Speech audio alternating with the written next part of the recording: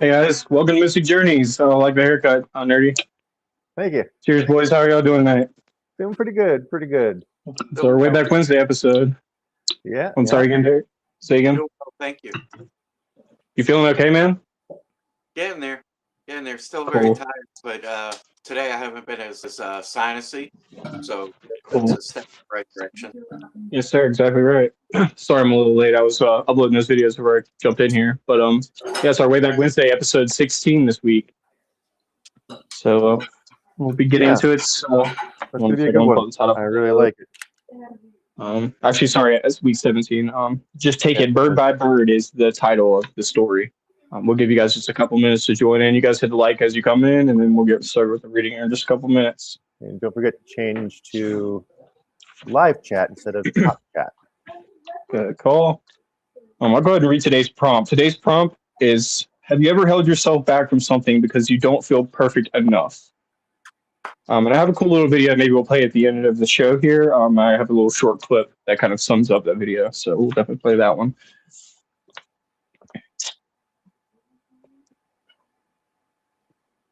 Just take it bird by bird.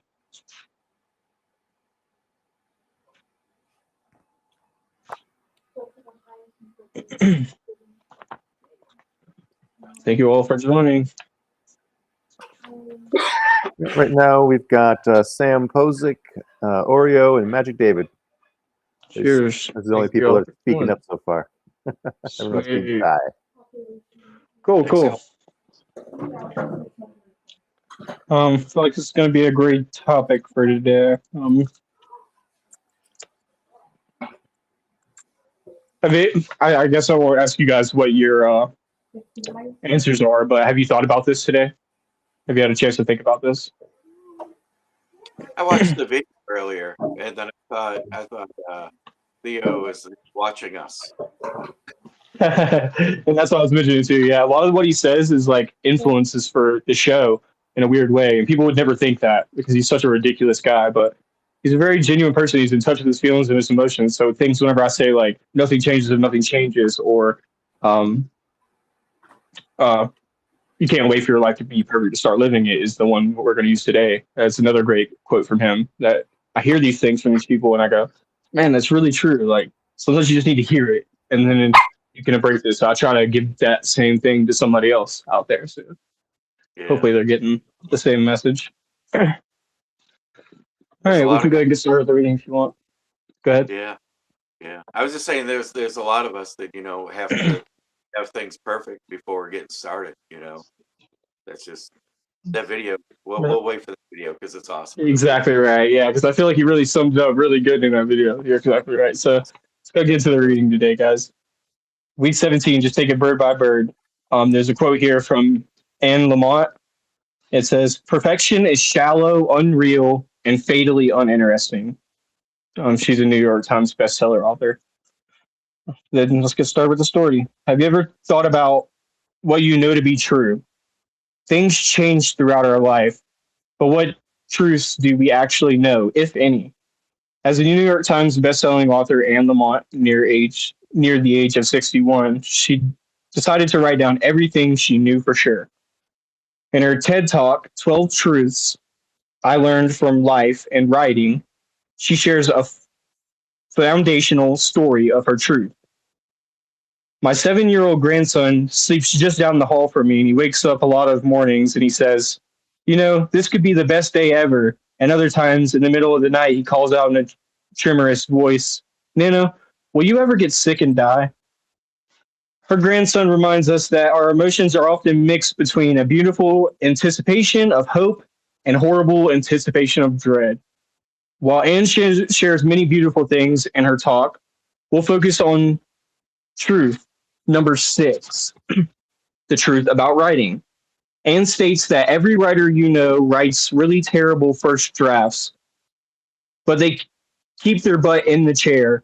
The two most important things about writing are bird by bird and really god awful first drafts. To illustrate her point, she tells a story from her childhood about her brother, who had waited to begin a book report about the birds the night before the assignment was due. Her father's advice to her brother, just take it bird by bird, buddy. Just read about pelicans and then, or you just read about pelicans and then write about pelicans in your own voice. And then find out about chickadees and then tell us about them in your own voice. Anne's advice applies to so many things: careers, presentations, public speaking, cooking, exercising, etc. The main point: don't miss out on things just because you feel you're not perfect enough. Don't hold your true self back from the world just because you feel you're not where you should be or where you want to be. Write and tell your stories. Don't worry about your terrible first drafts. Exercise. Don't worry what you look like. Create presentations and know that you'll get better with each one you deliver. Every step you take gets you closer to where you want to be. Just take it bird by bird, buddy. And again, today's prompt is: have you ever held yourself back from something just because you don't feel you're perfect enough? Are you okay, nerdy? Yeah, I am good. This does make me think of people in my life who keep trying to wait for the perfect moment before they make. They keep holding themselves back, and they also keep beating themselves up because they're holding themselves back. I'm like, well, stop beating yourself up. If you're the only person standing in your way, just go freaking do something. Just do it. If that's what you want to do, do it. But at the same time, the bird by bird, for me, it's more like mushroom by mushroom. It's just such an overwhelming task trying to learn every single mushroom in Colorado, but I'm going to do it. It's overwhelming, but as long as I take it one mushroom at a time, I will do it. It's like, how do you eat an elephant? Like Pop says, one bite at a time. Where do you start on that elephant? What's that? I said, where do you start on that elephant? Right. The trunk, definitely. Roasted elephant trunk. But also like elephant ears. What am I thinking? We got to do elephant ears. It also makes me think, like at what point do you start? Like, how long do you need to be an amateur before you start calling yourself a professional? That's the point that I was going to mention. Yeah. It's a question I keep asking myself and other people in the community, and nobody has an answer. Yeah, it's the whole 10,000 hours until you become a quote unquote professional in something. But really, it varies on what you're doing or who it is. And amateur isn't a bad thing, but they're not doing the thing as a job. It's not their profession. They're a hobbyist. But if you're a professional, that means you're taking it seriously. Your life. This is your profession. This is how you spend your day after day. So are you a mycologist? Well, it depends. Like what do you do for work? Yep, correct. What do you do all day? How do you spend your time? I may not be as good as the next guy, but I'm certainly better than most people. But there's also a lot of people that I know that are better than me. But it doesn't mean I should stop and give up and whatever. I'm not good enough. No, I'm still learning every single day. Each time I go out and find some more mushrooms, I'm learning more. Yep, and this is very reminiscent of what we read. What is that? 2 weeks ago about perfection, because I can't do everything, but I can do something, and that's the quote that I shared with I forget his name. His last name's Everett. He's a writer, but anyway, yeah, that's what his quote was. That I can't do everything, but I can do something. I think the show obviously is a great example of that. Obviously, that's what they mentioned in here. Public speaking, presentations, things like that. What we're doing here, we get better and better at it every single day, every week. As time goes on, we start to curate and craft this thing into what we are. And very much just like she talked about the bird, what we're doing is we're learning about these concepts, just like Derek was mentioning about Theo, about how he shines through to this podcast. Well, I learn about these concepts and then I just speak it in my own voice and make it my own, make it what I believe and what I think. So hopefully, again, it resonates with somebody in the exact way that's supposed to, the way that they're supposed to get that message. But I definitely do struggle with that, and I'd have way more in my past waiting on, I'll start writing music. This is what I was talking about when I first started writing music. I'll start writing music whenever I get equipment and a place to do it. And I started thinking to myself, I'm like, well, some of the best artists that I know, they were writing in their vans with just like a guitar and a piece of paper. That's how they wrote these great albums. And I was like, I got to start doing this now because if not, I'm going to be waiting. I heard what Theo said, and I was like, that changed my life forever. You cannot wait for your life to be perfect to start living it. You have to just start living it. Cheers. Thank you guys for joining. We can see you guys in the comments. My table is ready at Olive Garden. I don't know who the imposter is using my number at Olive Garden. I was about to say, maybe you're a little late or early. I don't know, but I think you meant to say impasta. Yeah, there's pasta out there. Good. Oh, sorry, ADD. Like my phone was like, what in the world's going on over here? Yeah. Olive Garden. Yeah, but I used to fall into that, and that's why, to me, I feel the same thing that you feel, nerdy. And this is when I read this. This is the most common thing I kept thinking about. I get really frustrated when I see people and they're making excuses. Like, look, like we can all make excuses. Every single human being has an excuse they could make, but it's just some people decide to not let those things hold them back. I have this thing with psychedelics and my passion for cannabis and stuff like this because it's illegal, it's bad, so you should hide it and you shouldn't speak out against it. But it's like at the end of the day, I feel in my heart how I feel. I'm going to speak out about the things that I'm passionate about and not make excuses about what I can do, and just try to be smart about how, just like you said, it's like how you act, what you do with how you act, the knowledge that you get from these things. Are you actually doing something with it? Are you taking that into consideration, or is it just like, oh yeah, I thought about it once and now I'm not really taking it into consideration anymore? Or are you going to make that part of your life and every single day be living it all day long? And that's what separates, the men from the boys, I always say, like the kids from the adults, is being able to integrate this stuff into your life, actually make it part of your life. Just the same thing with the agreements, right? Right. And it's never too late to start either. I know, like, the candle's getting shorter, but I mean, the excuses is the easy part, but once you have a plan, then, those excuses will start flowing. But like, Stan Lee, he started late, right? And he could have had all kinds of excuses. Oh, there's all kinds of the different comic books and comic book movies, you know what I mean? And just scrap the idea that we wouldn't have had none of his creation, because he could have easily made those excuses and said, well, there's already good ones. There's this and there's that, but he forged on and gave us some amazing stuff. Yeah. If I agree, man, completely. David has a great comment here. I can click on it. There we go.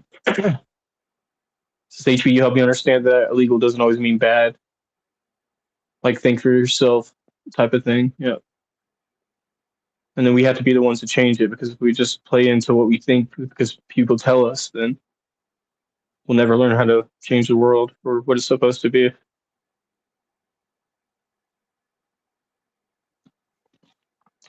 Let's play this first clip first. I'm gonna add it in here real fast. All right. And it's just a 50-second clip.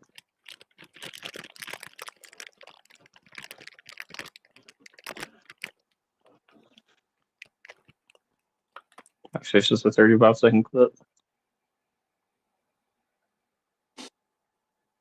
I'm going to have setbacks, I know. But if I'm feeling bad, that doesn't mean I'm doing bad. That doesn't mean I am bad. That doesn't mean that I can't still take some action. Because, yeah, nothing changes and nothing changes, man. I'm proud of you. I'm proud of you because I know how hard it is to take care of ourselves. You can't wait for everything to be perfect to start living your life.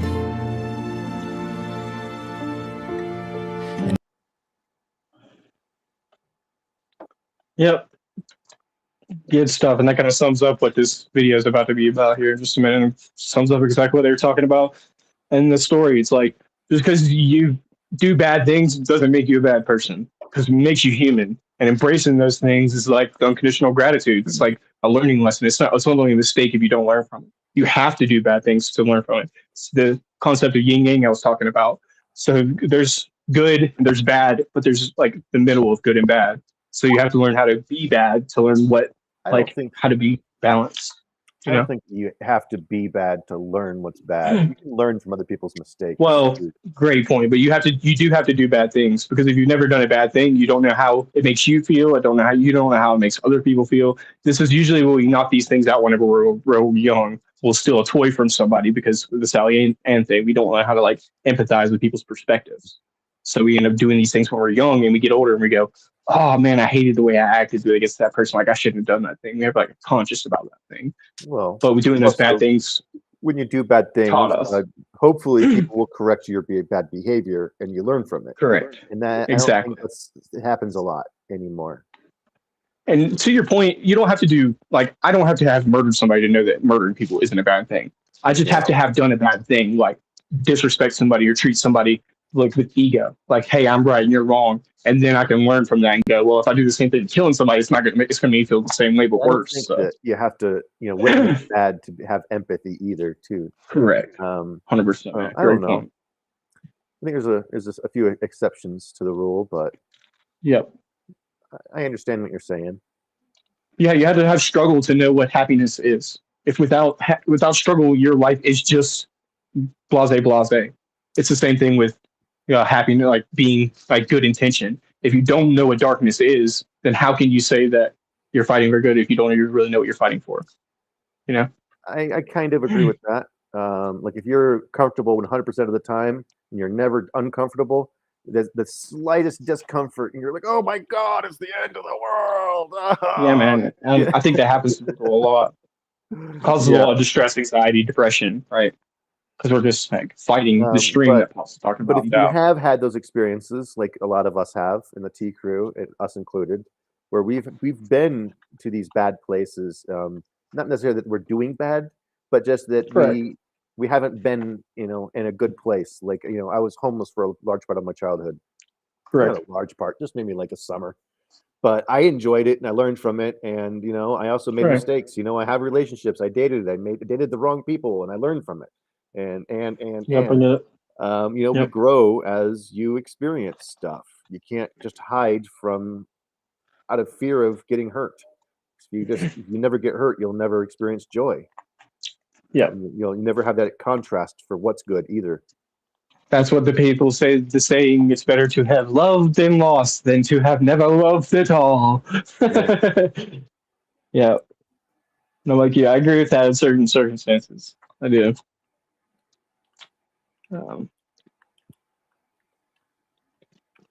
Mellow here. So cheers. my candy of today is strawberry circus peanuts. I did not know these What flavor are they? Strawberry. They're strawberry flavored? Strawberry flavored circus peanuts. But are they actually strawberry flavored? Because it's like a banana green thing or banana orange thing, rather. So the way that I describe this is it's like you took some strawberry Nesquik flavored cotton candy, a floof of it, and you just scrunched it in your hand, and then you take a bite out of it. That's what this is like. It's good. It's better than banana. I don't know. Depends on who you are. If you didn't like the banana ones, I know, my wife doesn't like the banana ones, but she likes these ones. But I like them both. I like strawberry. I like Nesquik. Yeah. Yeah. That's what I can imagine they taste like. But it has like the cotton candy-ness to it that I can't quite describe. That's what it looked like at first. It did. But even cotton candy really doesn't have a flavor, does it? Like, it's just colored. Am I wrong about that? Slightly caramelized sugar. Right. Which has like a ever so slight. Some cotton candy powders do have a flavor. Some of them do. Okay. It's usually color dependent. Blue raspberry. Yeah. I watched an I love awesome cotton video. candy. Took cotton candy and put the mini marshmallows in it, and then made a ball, and then dropped it in a big mug of hot cocoa. So then the cotton candy melted and all the marshmallows popped out. I was like, wow, that was so awesome. Brilliant. That was brilliant. I used to have a cotton candy machine when I was a kid, like a little cheap one. Yeah. Pour the sugar in and spin the cones around. This is fairly cheap. You don't think you can get them off Amazon still? Yeah, they have all different ones. They have some like commercial grade, like you would use at larger birthday parties and stuff like that. They're like 200 Yes, bucks. sir. They're Yeah. really cool. Yeah. Sugar and food coloring. Yeah, mostly right. Like most of the time they're just throwing it out. It's like pink and blue, but it's all subliminal. But I'd imagine they have different flavors. This is a guy I seen on YouTube. He does like he'll put all kinds of different hard candies in there to see if it actually turns into cotton candy. A lot of them do. If it's hard A lot of candy, them do. why not? Yeah. Yeah. You just got to powderize it first so that it melts evenly and it doesn't clog or create big old lumps in your machine. The trick to quit smoking cigarettes is psilocybin mushrooms and cotton candy. The combination together. If you stuff them inside, like Derek was talking about with the marshmallows, put a bit of glass of hot cocoa. Cheers. Happy to Yeah, help. I was just reading an article today. Paul Stamets posted it and was saying that like 40% of people who tried psilocybin to quit smoking had great results compared to people with nicotine patches. This is less than 10%. As long as you add the cotton candy, right? As long as you add the cotton, no, that's the 50%. That's how you get over the hill. But yeah, as long as you add the cotton candy, you're going to be yeah, okay. But why don't people get addicted to the patches or the gum or the lozenges? Well, they probably do. That's probably why only 10% or less than 10% of people even get off nicotine. Well, because the taste of the candy or gum is trash. I do think that to get off an addiction, it's great to replace it with something, whether it's a hobby or something like that, even something like that. But for sure, you don't want to replace your addiction with the same addiction. Mm-hmm. Like it's the great way that ibogaine is stopping people having to use morphine to get off of or methadone or whatever to get off of heroin and hard drugs, because they can just take this supplement, take it once, and they have no withdrawals, and now they're off the drug, and it's not related to the drug. It's not like giving them heroin to get off heroin. Yeah. But what am I? I'm not a doctor. It's just my personal opinion. Mello says that the gum made her smoke more. Yeah. Try the nicotine-free gum instead. That might help. That way you're not getting more nicotine. Just regular, whatever. There's so many different kinds of gum out there. I love the grape. Grape bubble gum. That's like my favorite from childhood. Really? Yeah. That what was it? Hubba Bubba or whatever, the Bubblicious. Mm-hmm. Bubblicious. Yeah, Bubblicious, that's what it was. Mm-hmm. Yeah. And then I as I got older, they started having it was like two different flavors, like one flavor wrapped in another flavor kind of thing. That's the Hubba Bubba. Yeah, I don't like that. I like, just all grape or whatever. Just, the cherry. The cherry was really strong. That was banging. The Big League Chew is a pretty good one. Their grape is similar to the Hubba Bubba, or is it? Bubblicious. Okay. It's similar. Regular. Yeah. So I was just saying about you guys know the Hubba Bubba tape? I used to get that all the time as a kid, and I would pull it out of the pack and I would take a big bite out of it, like not all the way through. But then whenever I didn't bite through, I would just like peel off layers, and that would be like one piece of gum right through to that bite until I got to the small inside, and then I would just eat the whole piece. Like I had that way that I did it. That doesn't tell you how fucking neurodivergent that I am. Well, I would just bite it right out of the pack. It's funny because I tasted some cannabis that tasted like that the other day. I was like, yeah, it tastes just like Hubba Bubba, bubble gum. The pink Hubba Bubba. Yeah, it's the same shit that's in the rolls. Bubble tape is what it's called. Mm-hmm. It's that tutti fruity flavor. Mm-hmm. Yeah. Heck yeah.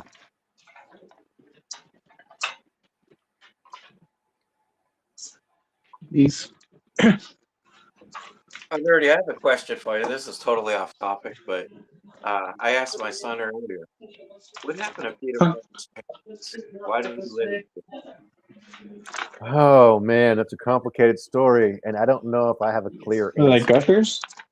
Because my son guessed he thought maybe they got into a car accident. I didn't want to Google, but I thought Nerdy will know. Because it's like everyone knows what happened to Batman's parents. So right, yeah, exactly. It depends on the universe too. Which version of Spider-Man or which version of Batman happened to his parents. Like there's one version of Batman where it's actually Bruce's dad who survived, and like he actually uses guns and he's not afraid of killing people and stuff like that. It's like this really Yeah, I've heard dark about universe. But with Peter Parker, for the most part, I believe his parents were like either agents of S.H.I.E.L.D. or Hydra or something like that. They were spies, and something happened to him. I think he did get reunited with them at one point. I didn't read those books, so I don't know exactly what happened in them. But basically, yeah, they were, secret agents or something like that. Which flavor do you like the best, HB? The I don't know. I just tried them. This is the first time I tried them. Normally, I like the blue. yeah. They're a lot bigger than the regular ropes.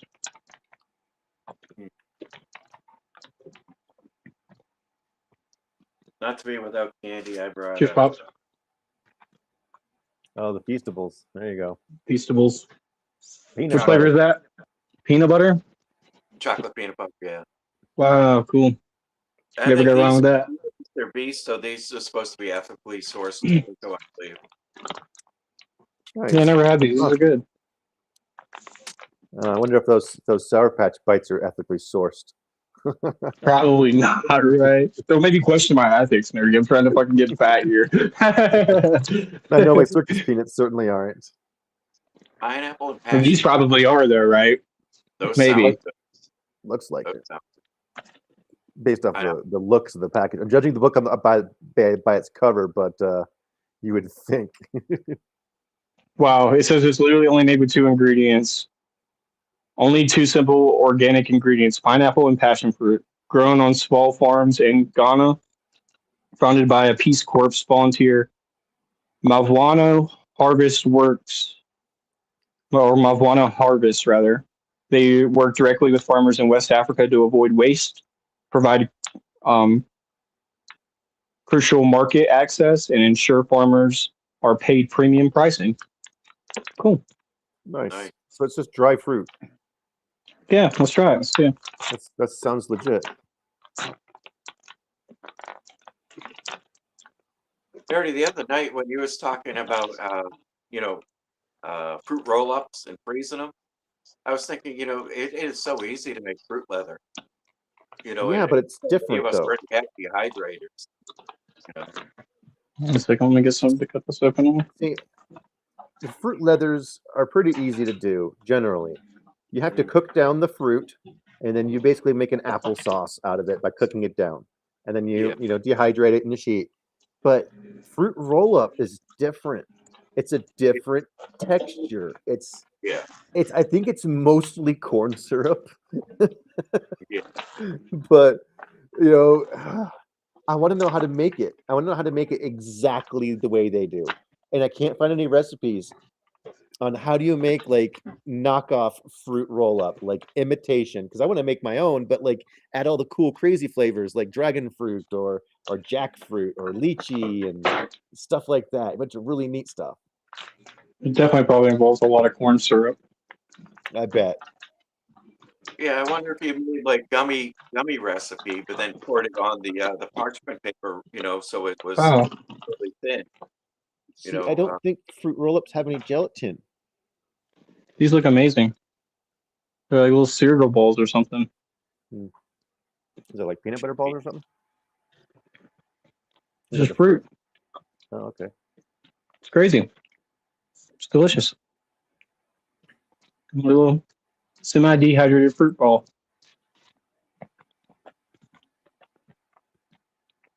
Oh, the dehydrated. Makes you wonder how it would be in some heavy cream. Well, kind of.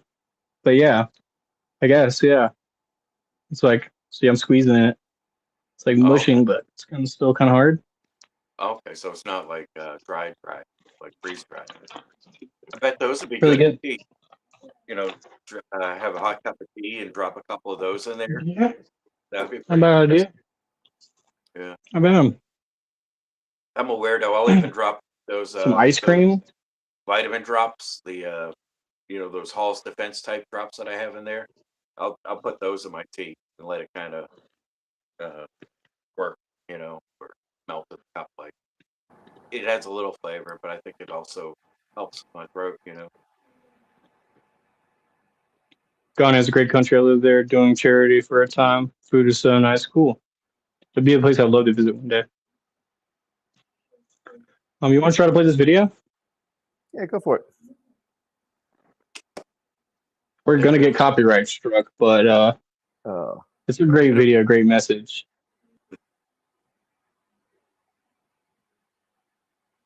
It's just a 5-minute video. I want everything to be perfect before something happens. That's how I am. I want everything to be, look, as soon as everything gets all lined up, gets all perfect, then this will happen. And by doing that, I'm not really giving the Lord a chance to tickle me. You know, I'm not really giving, and stay with me. I'm not by saying, okay, I'm not, when as soon as this, then this, and then this, you know, as soon as I get my slippers on, my feet will be warm. I'm gonna go to Daddy's. I'm gonna make a pot pie. You know, but only I ain't having no pot pie till I do the other thing, till I do my, you know, when I have my own plan. Stay with me. What I'm saying is I'm always waiting for everything to be perfect before I live my life. I'm always waiting for everything to be perfect before I live my life. As soon as these things line up, I'm going to live my life. Used to do that a lot. Man, I'm so guilty of that. Yep. You know, as soon as this new medicine I'm using helps me, and as soon as this shirt I ordered come in, and as soon as I learn Spanish, as soon as I learn Spanish really well, like I'm a blue belt or whatever in it. But I always want to wait till everything's perfect. You know, Dustin Poirier noticed that about me. And he said to me point blank, he said, hey man, you can't wait for everything to be perfect to start living your life. Damn right. You can't wait for everything to be perfect to start living your life. And that hit me. I mean, he packs a powerful punch, and he hit me with a damn word punch, you know, with a word hook.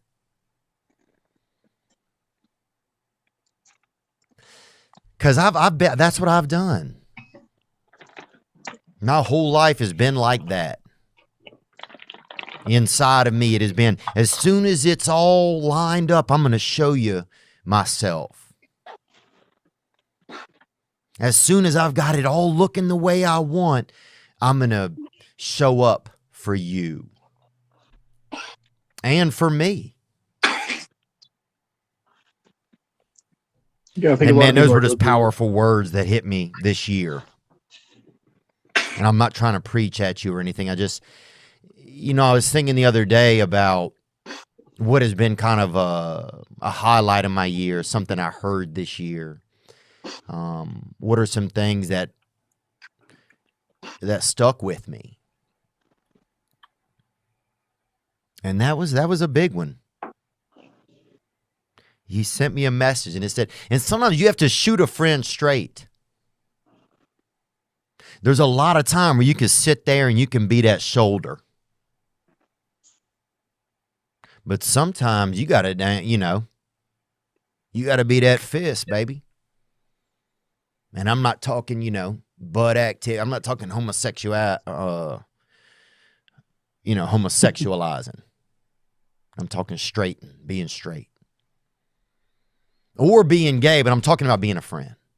I can't wait, man. It's not all I'm never gonna get to that where everything's okay, where everything looks a certain way. Yeah. And in the meantime, I'm burning the best time I do have available. I'm burning that candle up. I'm burning this candle down, and I'm saying as soon as it gets bright enough or warm enough in here, I'm going to show up. But the candle's getting smaller. It's a trap. Hope you enjoyed that video, and you can watch another. And you can watch this one. You can. So Sweet. I think that kind of don't sums wait- up the story don't pretty wait well. for the pot pie. Just go for it. Don't wait for the pot pie at Daddy's. Well, I don't want to burn my mouth, so you might want to wait a little bit. That's Those funny, might yeah. be pot pies. Earlier, I was talking to my mom about some food truck ideas, and I was talking about like using a baked potato and having the pot pie on there, like and using that, and then putting some of the puff pastry on that, so it's kind of like different. But because I was thinking about what you said, Nerdy, about using like the same food for a bunch of different things, on a food truck, and I was thinking baked potato, and then I could have chicken pot pie or pot roast, and then using the puff pastry to kind of make it a pot pie, but instead of it being in a shell or whatever, a little pan, it would be uh, on a baked potato, open. Okay. Not a bad idea, dude. Yeah, it would be really good. That was You can really even top funny. it with like a shepherd's pie topping. Yeah. Why wait? I really think Theo watches the videos because we do mention this quite often. So I don't think he's going to come after us. I think we could come after him. Well, it's like I was saying, this is stuff he's been talking about that influences what I say on there. I mean, yeah, sure, stuff that relates to what we're talking about, but it's because it's like all self-help stuff. It's like things that start to make sense when you really look into it and learn about it. Yeah, it's like Like you can't blame other people for your problems, and you can't wait for life to be perfect for you to start living and stuff like that. It's like commonalities. There aren't really any gatekeepers. Just go for it. Yeah. Someone You're tells the you, only wait a one minute, gatekeeping our life. someone tells you shouldn't be doing it, then really consider what you're doing. I forget who said it, but there's a great quote there. People say that whenever they're trying to get you to stay with them because they're afraid of going themselves, so they'll tell you it's impossible, you can't do it, because they know they can't do it because they'll never amount to it. So they want you to. They're trying to hold you back. So they're trying to discourage you from chasing your dreams, telling you that you'll never make it, or you're never going to be able to afford doing that, or any of those things. Like anything that could stop you from chasing your dreams. Like you just have to just do it. Take it bird by bird. If you're a painter, you're like, yeah, I would love to start acrylic painting, and maybe I don't have the cash for that right now, right? But I can always ask friends, maybe they have some extra supplies, or I can literally just pick up a piece of paper and a pen and start with something small, and I can just learn and build from that little point. You could take some charcoal that you made yourself out in your campfire. Make your own stuff. Yeah, 100%. Or natural plants and stuff. There's great sources of natural dyes and pigments. I've done that before. I've done watercolors with actual teas and free. stuff like that. Yeah. And people pay premium for that because, like, what? That wasn't made from, typical right. You made it. Supplies. You did that yourself from scratch. Made it your own. Yeah. Yeah. Just like in the book they were saying, yeah. You take something that's a mistake and you make it your own, sorry, not a mistake, rather, but you take some information that you learned and then make it your own, rather. But yeah, a mistake too. If you can take a mistake, your own path. Yeah. They'll recruit you to stay small, because they're uncomfortable with growth, and they don't want to see you outgrow them. So they'll recruit you to stay small. But yeah, I mean, there's some wonderful ideas. I've seen some beautiful art. There's a woman on social media. She's all over the place, but she'll take like flowers and then press them in a book, and then put those on pieces of paper, and then make the art around it, so it's actual flowers that she picked. And it's really pretty stuff, and it's unique. It's not spending all kinds of money on different materials so much as colored pencils and fresh flowers that she smashed in a book and made them flat, and then put them on the paper. And then she's also got the pages that have the impression and the pigment from the actual flowers too. So she has those for different pieces of art. So I mean, it's up to your imagination, how big or small you want to go. Really, I love that you mentioned that. It also makes me think of, I've seen people make greeting cards and postcards out of like spore prints. So they take a bunch of caps of mushrooms and put it on a piece of paper that they're going to mail out. and then they basically turn them into flowers. So you draw around the spore prints and then turn them into things in the scenery. And then you can use like a fixative or maybe like a hairspray and spray the card so it sticks to it permanently, and then you can just ship it up in the mail, and it makes beautiful art. Wow. And I don't know if mushrooms. I might not be making an original idea, but if you take that paper where it's biodegradable and you use it as like mushrooms, like gourmet mushrooms that can grow on it, you could just like spray it, put it in soil or whatever, right? If that was the case, I And would then put make it it like inside of an envelope. And yeah, as long as it's all the same spore of mushroom, you can just rip a little piece off, put it on a piece of petri dish, and get it germinated. yeah, that'd be cool. I've seen people do it with cardboard, germinate spores and stuff, or transplant genetics. So I'm gonna start to try to get into it a little bit with agar and spore prints and stuff like that. Still dipping my toes into it, but yeah.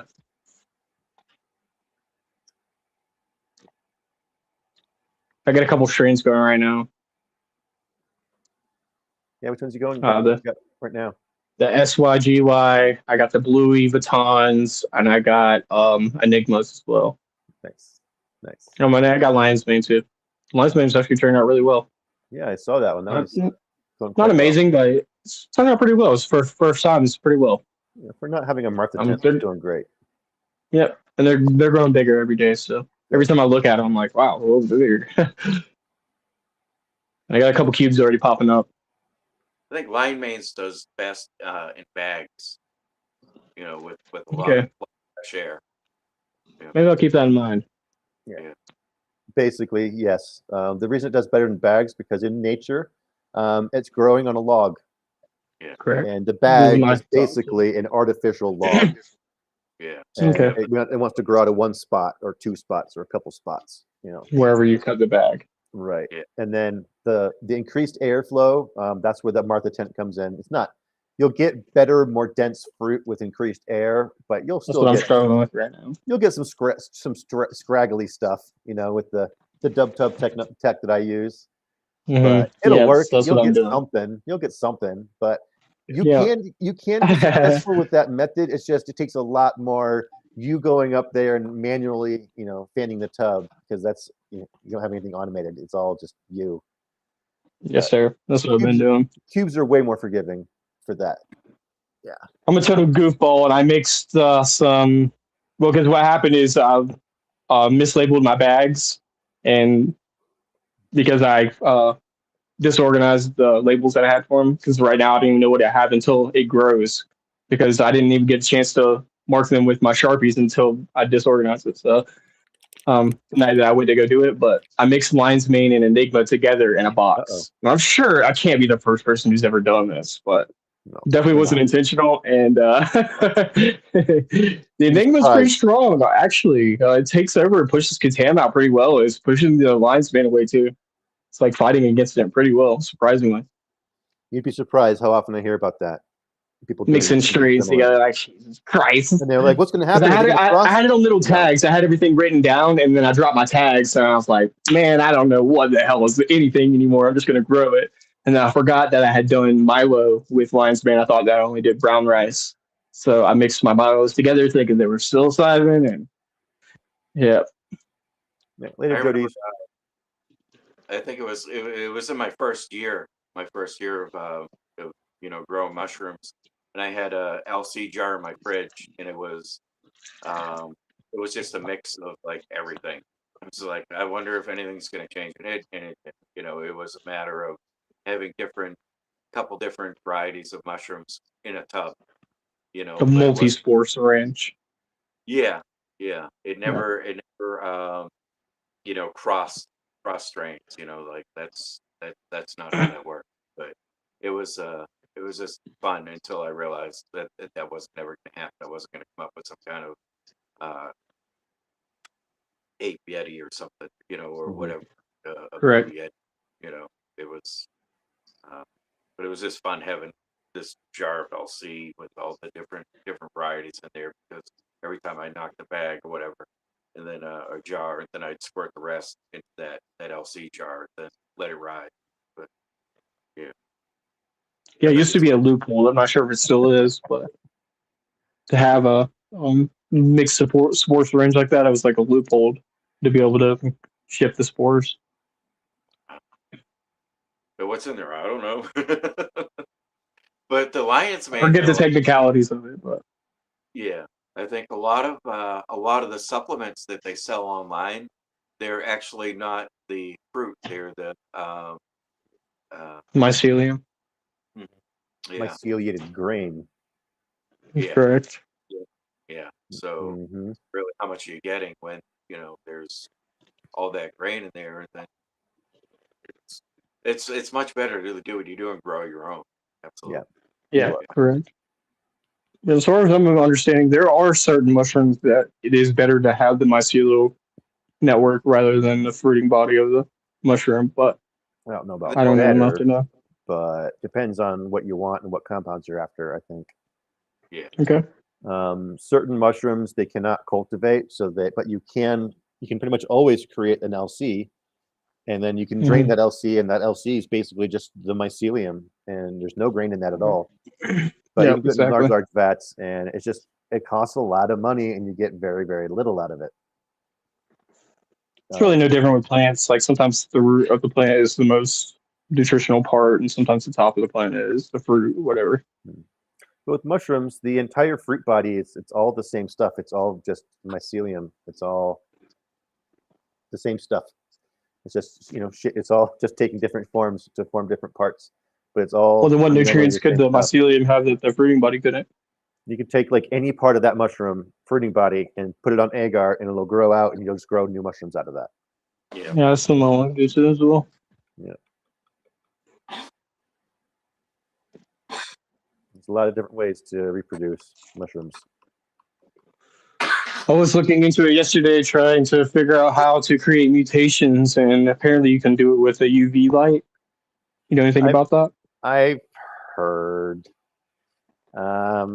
I'm skeptical, but I've heard. I So haven't used it basically, to what you're date. doing is you're just exposing it to critical environments, so the strongest survive, and therefore Mhm. you'll get a mutation, just like in a radiated environment or something like that. You're basically trying to force your mushroom to get cancer. Yeah, essentially. And Uh, then it causes crazy mutations like higher levels of psilocybin or different compounds and stuff like that that right. never been seen You're before. I think better it's off cool to just. create. I think you're better off trying to learn how to isolate monokaryons, and then implement the Bowler phenomenon. So if you really, really want to go deep, Mhm. but yeah, you just need one monokaryon, and you can cross that with all of your other strains that you've got, as long as it's still, compatible. But yeah, Yeah, but the crossing of the strains, I don't think is what I'm after. I think I'm after the mutation of a certain strain, like to take a mushroom and see if I can tweak that strain to become something different, whether to mix try it it. with another strain. But Try yeah, it. I get what you're saying. Put it Yeah, through hell. I know a lot of people that just like they see one that goes contaminated. There's like, let's battle it out. Let's see who right. wins. And if it And that's wins, what then I'm doing they'll with a couple of mine right now. then they'll take a clone of the proper Strongest mycelium one. if it Yeah, wins, and then they just keep going on and keep putting it through more and more of a gauntlet. that's the But same kind of concept as I haven't penicillin, right? seen a lot of mutations that way, but I have seen increased vigorosity of the strain. Like it Yeah. grows faster and stronger, More durable. Yeah. more durable. Yeah, but I haven't seen a lot of.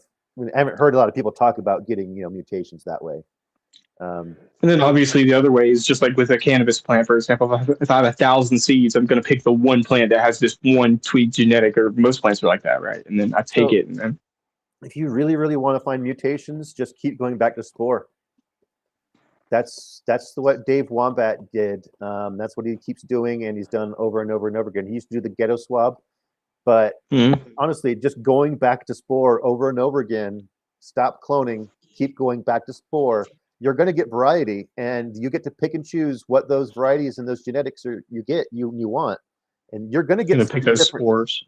You start chasing something unique, and you'll get something new almost every time. Just go back to spore. And I've it's done just that. like natural selection. You're just looking for one little tweak in it Right. visually or Don't just go back to that same spore print you keep reusing. Get a new spore print from each from a generation. new batch. Yeah. Mhm. Yeah. That's what you're saying. I follow him. Yeah. I've exposed my cannabis plants to the UVB light, and it creates ozone, and it's supposed to. From what I read, I think it might have been a little bit of bro science, but my plants were pretty strong. Um, it creates ozone, and that chaos, whatever, causes the plants to create more trichomes, and that's the better Okay. part of the plant. Um, and I didn't have any from say one grow that I didn't do to the next grow that I did to really compare. But the grows that I did that with, I would say it was a still a very very good plant. And uh, it's just you have to limit yourself as well to the UVB exposure because that's not good stuff. I've read that causes cancer, and so you want to have limited exposure yourself. If you, Mhm. but again, like with the ozone, you need to clear your tent out or wherever you're using that UVB. You don't want to use too much.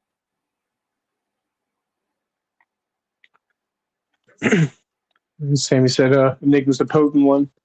Yeah. I'm gonna find that. No, I'm just kidding. I've tried some Enigmas. They are stronger. I feel like I have to microdose with way less. I never grew my own though. Never had fresh Enigma. That'd be a real scary journey to try to navigate how much fresh Enigma to eat. Like, do I eat a gram, a half a gram? 1/10, they say. Yeah, that's what I've 1/10 heard. of Right, what you would 90%. take. Yeah, Right. that's what I've heard.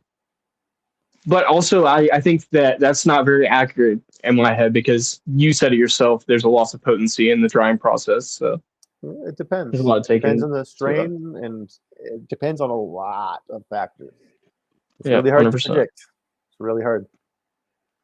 But you I grow don't. it I in don't even yourself. try. I don't even try to predict how potent stuff is. Don't even Just try it. Yeah. Not to mention, every day is a different day. What you put in your body that might affect that dose and all that. Yeah. Some days I've I can had take the same gram of mushroom and then I'm like sleepy, and then the next day I take it and I'm like, oh man, now I'm energetic.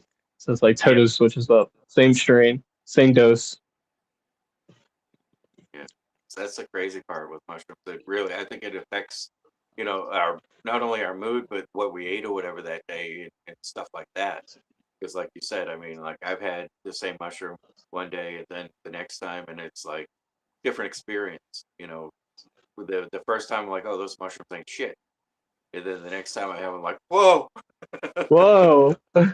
That's the danger about doubling your dose on a different Oh day. no, even the Not same really dose. getting to Like, understand. dose, like thinking, oh, I'm just gonna have the entourage effect, the microdose or whatever type, because the last time I Yeah. didn't do anything, so I'm gonna do 2 grams again, and then that 2 grams hits different. It's like, and even when they're ground, like because I don't Yeah. really eat food. Like you, I use the coffee maker, yeah, coffee bean grinder and powder them. So it's Hmm. the same size, and I can't say, well, that was caps, that was stems. It was all caps and stems, but so it ain't like this fruit was more potent than the other. It hit my body different, So That's that's why I'm an another, advocate for that. yeah, gotta take that into consideration, and whatever in us is different than maybe today I was drinking tea, the last time I was drinking coffee. It could be Right. whatever variable. We just don't know yet, so it could change That's why on us. people change their diets totally for ayahuasca trips. They have like a Yeah, certain diet regimen and then only let eat certain things. They have to abstain from like alcohol and tobacco, and that's why because it totally affects the chemicals of the trip.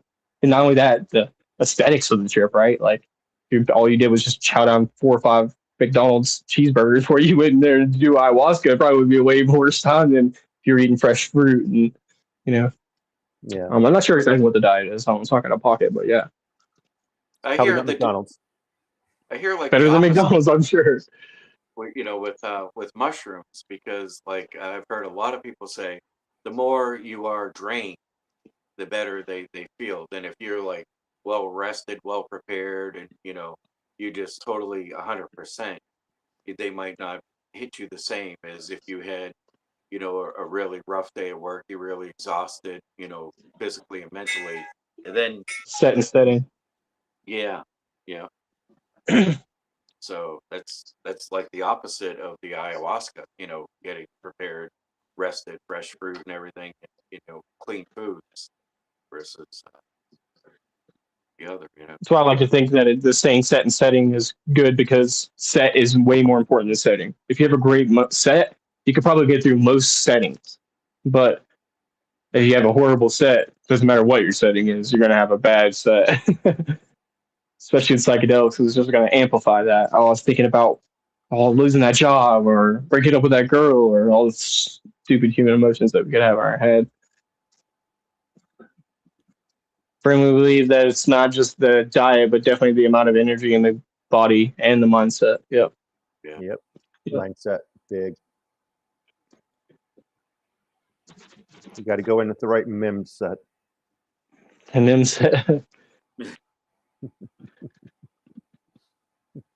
So what do you guys think is the better mindset Cheers. though? Having planning your dose after your drain and having exhaustion like, or being all 100% rested and feet up and nothing on the mind. It matters a lot with like what's going on around you, who's in the room. If there's a lot of negativity happening, if my wife and my daughter are arguing and shit, I cannot take a dose. Yeah. That makes such a big difference. Yeah. I can't do it, and so unfortunately, I can't dose a lot of the times. Yep. I would agree with that. But it's also what we were just reading, like whatever I do, like most of the time I'll catch myself doing what you just said, Derek. I'll be like, yeah, I didn't get enough sleep, so I won't dose tonight. But whenever I do that, I'm literally doing what we're talking about in the story today. I'm like waiting for my life to be perfect to do that thing. And then I go, well, it's been a week and I haven't dosed. And it's been 2 weeks and I haven't dosed. It's been 3 months and I haven't dosed. It's like, when am I just going to do it? When am I just going to do it, regardless of what's going on around me? Well, And then use whatever happens during that moment as an exercise to, practice whatever I need to practice and take it as an opportunity. Because we all know this, boys. We could be sitting in a room where everything's perfect. So we can take our psychedelics and it's going to give us the totally opposite reaction of what we wanted. That's why we don't have expectations. But, that's to be said in any situation when you take psychedelics. You take them and then something bad happens. You're like, okay, well, this isn't the trip that I wanted, but we're going to ride through this thing. And that's what's like the psychedelic cowboys, like grabbing that bull and riding by the horns, I think it also like your mindset, like whether you're in the right mindset or not, and whether things are perfect. I'm like, well, it all depends on what your intent is too. Like, what are you hoping to get out of it? What are you hoping to get out of this? Right. Like your mindset, like sometimes it'll be okay that you're not in the right mindset because you need to get out of that funk. Yeah. But other times you're like, no, to challenge yourself. This funk that I'm in right now isn't coming from here. It's out there. So sometimes you have to wait for that external environment to be correct before you really can have those moments of peace and enlightenment. Yeah. I've had times where I've thought I was gonna, dose and enjoy a movie, and then 30 minutes later I'm like, I'm going to bed. Yeah, same. I've done that. Same. I've done that. That's funny. I don't hear about a lot of people falling asleep on mushrooms, but I can definitely do it, especially on the come up. I can fall right asleep. Yeah, if you stay, I can easily fall asleep once you start yawning, and it's like you get what? No, I gotta fight that. I gotta stay awake, because you'll lay there and you'll have like the most amazing, like close your eyes and all these beautiful images, but to stay awake is better when it's like that. I think it's like when I get that sideways feeling that just like it's just all body and no head, then it's like I just want to go to sleep. This is what I wanted. Yeah. And I've also noticed personally, I wonder how that's working though, compared to, giving you what you want versus, I think it's giving you what you need. Yeah, I get what you're saying. Yeah, I understand. And so, whenever I do trip, whenever I dose, I can if I'm moving around when I dose, it tends to keep me a lot more going. Like if I'm walking around doing stuff while I'm coming up, I'll be in that mode where I can stand and dance and hang out, whatever. But if I'm sitting down, I'm instantly get into that meditative deep state, and I'll be super calm. Even if I don't fall asleep, I'll just sit there the whole time, basically, unless I need to get up, use the bathroom, get water or whatever. Depending on how I start my trip is how usually the trip will go. If I'm standing up, moving around, like if I go take a shower whenever I come up, and then get out of the shower and I'm walking around listening to music, then that's usually how my trip will carry on. Compared to if I just take my dose to go sit down and chill and watch a movie and I come up, I'll probably be there the whole time, not get up. I imagine the same thing happens with people with alcohol too, though. Like because people a lot of Maybe. times drink for pleasure, for enjoyment and stuff. Then, you see people that drink and then they're crying and like this is going on and that's going on. They're not enjoying it. They're pouring out all the misery.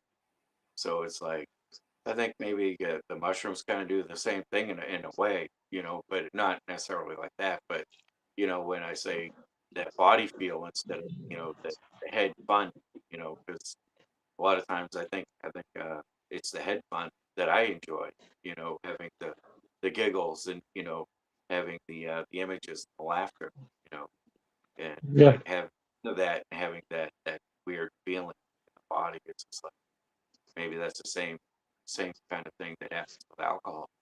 You It's funny because it's like relates to being a little kid, like twirling around in circles. Kind of the same thing as like taking psychedelics now for adults. Just the dissociation, the disorientation, Do your animals react different to you when you trip? Um, no, I would say no. My dog might know that I'm tripping, but I don't know if she acts different because I don't act different. I'm still me. So she's like not intimidated by how I'm acting or scared by how I'm acting. I used to think that And plus, I do mushrooms all the time, so I used to probably think that my nothing dog new. would act a little bit different when I was tripping. Like he would try a little harder to communicate with me because I swear up and down, like even when I wasn't tripping and stuff, that dog thought that he could communicate with me telepathically. like he thought he could. He's like he looks at me a certain way. He's like, oh, he knows what I'm saying. Okay, it's time for food, time for the walk. He just knows what I'm thinking. I'm like, so like when I was tripping, I thought it a little bit more. I'm like, this dog thinks he can communicate telepathically with me, but I have no idea what he's saying. Not that you couldn't read his mind, but that he was trying to let you No. read his mind, Yeah, could yeah. it? Oh my god, that's insane. Oh man, I loved my dog. He was so fun. My dogs are in tune when I'm not feeling well. They definitely give me Now more that attention. is probably more true. Like if Yeah. I'm not breathing well, my dog will lay her head on my chest and stuff like that. There's like little things like that. But I do mushrooms all the time, guys. Like I basically microdose every day, and take half a gram or a gram like that every couple weeks or something. But so it's just like nothing new to her. You know what I mean? I smoke weed all the time. It's like nothing new. She's like, okay, he's just high on mushrooms again. This my dad.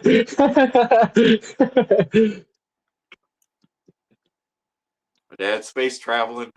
Jehovah Witness come by. You guys got Jehovah Witness out in Jamaica? It's pretty crazy. Why not? I guess. Well, Yeah, Mormons. they got to go everywhere. They're like one of those. If we're trying to contact you about your car's insurance, I was just thinking that they should team up. They should team up, right? they should, dude. The IRS and the Jehovah Witness could team together, dude. That's crazy. We're just joking, by the way, guys. We mean nothing by it. Yeah, we can get rid of the IRS. We get rid of that. They're not important. Cheers, Wazzy. Thank you guys for joining me. We'll go again. Uh oh. How much did you eat? I know. I was just thinking about bowls, fettuccine and meatballs and like I think he's talking about mushrooms. Like how many mushrooms did you eat to make you all like that? I'm like stuffed. I ate so much I'm sleepy before I got in the show. It was good. It was real good. It was meatballs. You said meatballs and pasta. It was like a fettuccine. Like we were like it's prepared like spaghetti using spaghetti sauce, but like let's be real, it's fettuccine noodles because my wife eats gluten-free and they don't really make very good gluten-free spaghetti noodles, so we do fettuccine instead. Anyway, cool. Sweet. Long story. You guys tried the zucchini pasta? Interesting. That I've never tried it. I don't know if I can handle that. It's super good. It's good, man. But what you'll like better is spaghetti squash. You can pick that up from the store, and that shit's spot on, dude. We have If some you really if you can't good have, spaghetti yeah, squash recipes. It's delicious. I love that stuff. delicious, very good. It's like the best substitute that you can get for noodles. Super healthy. You can grow them really easy too. I was eating that stuff pretty much every day, and I was losing weight because it was just so healthy. Yeah, it doesn't stick Stack in it your with the system same very toppings that long. you do with spaghetti, though, right? Yeah. Or you can even stuff them, Bell cut them in peppers half, and and then tomatoes and cheese, yeah, all bro, that stuff. whatever you want. Yep. I've even done with barbecue before, like pulled pork barbecue. That sounds good. It is good. Oh wow, yeah. Barbecue. Yeah, Well, no, barbecue's my shit. squash with barbecue sauce. You're saying, right? Eating it like No, that.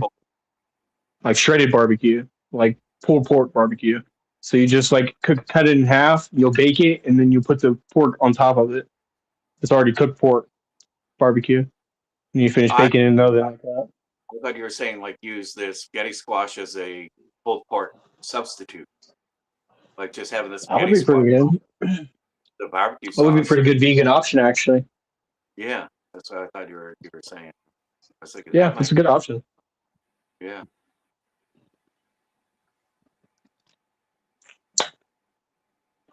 Crap. All right, catch you later, Mike Barbell. It's heading to Walmart. Cheers, guys. We're about to get out of here in just a minute. Oh yeah, it is that time, isn't it? I have not tried that one yet, Oreo. I don't go to Trader Joe's very often. I might have to go out of my way and go check it out. Yeah, it's the growing season. You guys can grow spaghetti squash. Pick one up from the store, get the seeds out of it, and then go grow your own. I encourage people start a little garden, start a salad garden, something small. Just like we were talking about today, bird by bird. Just start with something little. Oreo, that is correct. Jackfruit works really, really well for like a pulled pork, like an imitation vegan pulled pork. You can Okay, get I've heard about this. canned jackfruit, and then you like squeeze out all of the juice, and then you basically just soak it in barbecue sauce and then cook it up, and it's just like pulled pork. But you can also do a similar thing with lion's mane if you like lion's mane. Yeah. Okay. I've seen some people turn like the dried lion's mane you buy at the Asian market. They rehydrate it, and then like similar process, squeeze all of the water out of it, and then they soak it in barbecue sauce, and then they dehydrate it and they make jerky. It's got the Throw it on the grill. same texture as meat. It's crazy. Wow. But yeah, Might have to jackfruit, try that. lion's mane, good choices for that. Is there like too much lion's mane that you can eat? Is like too much lion's mane, such I thing? don't think you can eat too much, especially if you cook it. You're losing a lot of the medicinal properties from cooking it anyway. Right. It's got a really, really low heat tolerance for the erosinins. Okay. So you're kind of like trading off. Yeah, if you're eating it for food, like who cares anyway? It's not like you need the, if you want the supplements, You're getting protein and stuff in there, right? A lot of I think there's a lot of vitamin D. I'm not sure about protein, but there's a lot of polysaccharides, a lot of vitamins like B vitamins as well. I'm not sure exactly what kind of nutrients you're getting out of the lion's mane specifically. It's like cotton candy, damn it. But I know it's generally a pretty good meat substitute. But I'm not sure about the protein. I don't know about protein. I don't know. You're worth looking Seems into. like it would have. So yeah. Think. Yeah. Cool. Well, so you guys, thank you for being here. Yeah, it might have more to do with the amino acids or something like that. Right. Similar. There's obviously things that aren't destroyed in the heat process. Lion's mane has approximately 2 to 3 grams of protein per 100 grams. So, not bad. Much. Yeah. Not much. Definitely not like peanuts or something like that, right? Yeah, it's very slight, but yeah. Right. Probably the same amount as pasta or something. Yeah, we appreciate you guys being here, and our next episode will be I'll be back tomorrow with Riven, but our next episode will be Friday, and we're going to finish up our 4 agreements. Yep. And then we'll switch over to the 5 agreements next week. So if you guys don't have the book, maybe it's now time to get it. Maybe next week we can convince Derek to start reading the 5 agreements because I don't have the book. I have it. You have it too? You both have it? But yeah, if Derek wants to read it, then yeah, that's for sure. Either way. Or we could swap back and forth or however. The voice of knowledge. I have that one as well. Oh, cool. Is it a good one? Yeah, so we can get into these later. Yeah. Yeah, absolutely. Later. Yeah. Cool. Thank you all for joining us. All right. Yeah, we'll see you Leroy, later. good to see you. Mr. Phillips, good to see you Yeah, too. man. Cool. Mello, Thank you all for joining me. Wazzy, Derek, HB. How's it going, guys? Yeah, Derek. Hey, please have a good night, everyone. Yeah. Go over to Daniel. mysticjourneyschurch.org and go sign up, become a mystic if you haven't already. If you guys want to support, there's memberships on there you can select and follow through with all that. Thank you guys so much, and we'll see you guys Friday. We're going to finish out the 4 agreements. Everyone have a good night. Be safe.